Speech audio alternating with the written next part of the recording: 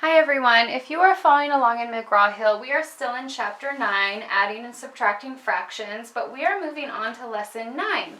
In Lesson 9, we are going to round a fraction. So it's really going to be the main focus because once you round your fraction to a whole number, you're just adding and subtracting whole numbers. That part is very easy. So I'm going to go into detail how you round a fraction. So it all relates to fractions on a number line, and that's going to be the best way for you guys to understand this.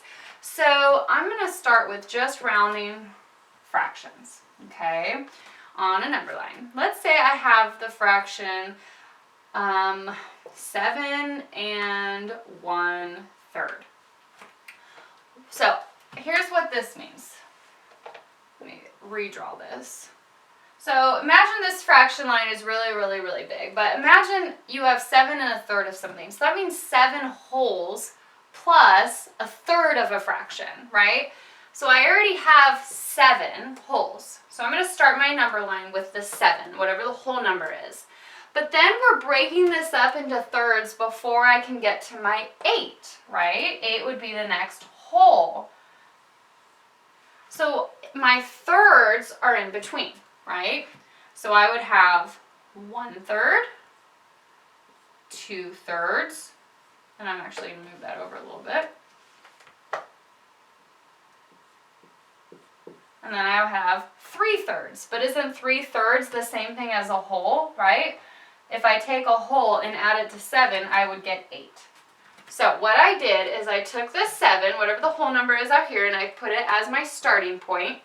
And then whatever your fraction is, the denominator, that's what you're breaking it up into. I need 3 pieces, which I have here. I have 1, 2, 3 pieces.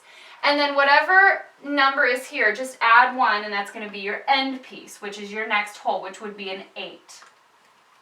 So what is 7 and 1/3 round to? Well, first, where is 7 and 1/3? Well, this is 7 and 0/3. So this must be 7 and 1/3, right? This is 7 and 1/3 right here. Now I want to round it. You are rounding to whole numbers. Okay, so it's either going to round to a 7 or it's going to round to the next number up, which would be an 8. Well, you can eyeball it. What is it closest to? Right here. Am I closer to 7 or am I closer to 8?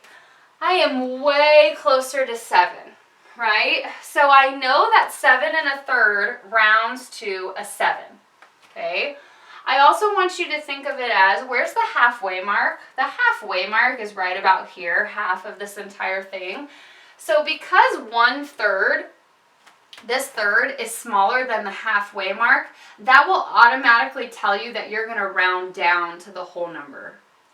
If your fraction is above the halfway mark, know that you'll be rounding up to the next whole number, okay? So 7 and 1/3 rounds to a 7. Let's try another one. So I'm not even adding or subtracting the whole numbers yet because I just want to show you how you round these fractions. Let's say I have the fraction of 3 and 7/9. Okay, so your first step is draw your number line. My 3 is my whole number down here, and then what is 3 plus 1? 4. So 4 is going to go all the way over here. Now, how do I know how to split it up? What's in between? All my fraction pieces are in ninths because 9 is my denominator. I need this to be represented as ninths, going up by ninths, 1/9, right? So this would be 3 and 1/9, 3 and 2/9, 3 and 3/9, 3 and 4/9, 3 and 5/9, 3 and 6/9, 3 and 7/9, and I need to scoot this down a little bit because I'm running out of room. Because I still have 3 and 8/9. What would this one be? This is the same thing as 3 and 9/9. But what is 9 out of 9? I want to talk about that for a second. What if I have 3 and 9/9? What is 9 out of 9? Isn't that a whole? This changes to a whole. So I'm essentially saying I have 3 plus a whole. What is 3 plus 1? It's 4. So that's why 3 and 9 out of 9 is the same thing as 4, okay? So I'm trying to figure out, does 3 and 7/9 round to which whole number? Does it round down to the 3 or does it round up to the 4? So now plot, where is 3 and 7/9? Because that was our original fraction that we're rounding. So plot the point 3 and 7/9. Where is the halfway mark? So just eyeball it. Halfway is right about here. So is 3 and 7/9 closer to my 4 or is it closer to my 3? You can see that it is closer to my 4. So it's definitely going to round up to a 4. You can also tell that 7/9, just the 7/9 part, is way bigger than my half. If your 7/9 or whatever fraction you have is bigger than the halfway mark, you're always going to round up to this whole number, which happens to be a 4. All right, let's go ahead and do one more. And this time we'll actually add or subtract the whole numbers. So what are they doing in your book? They're showing you or asking you to round the fraction, and then you need to be sure you add or subtract the whole numbers. So let's say we have 2 and 1/8. This is what your book's going to say. 2 and 1/8 plus 3 and 5/8. Okay? Okay, so I need to round both of these fractions. So draw a number line.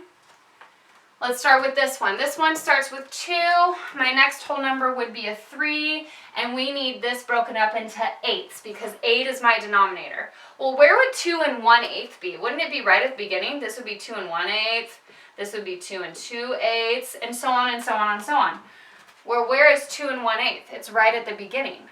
So I know that 2 and 1/8 is closer to 2 as opposed to 3. So this fraction rounds to a 2. Because again, I plotted it, it's right next to my 2.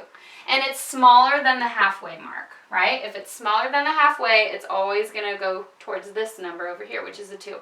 How about my 3 and 5/8? Where would 5/8 be? So I have 1/8, 2/8, 3/8, 4/8 would be right in the middle. And then 5/8, 3 and 5/8. 3 and 5/8 is here. It's above the halfway mark, so it's going to round up to a 3. So this changes or rounds to a 3.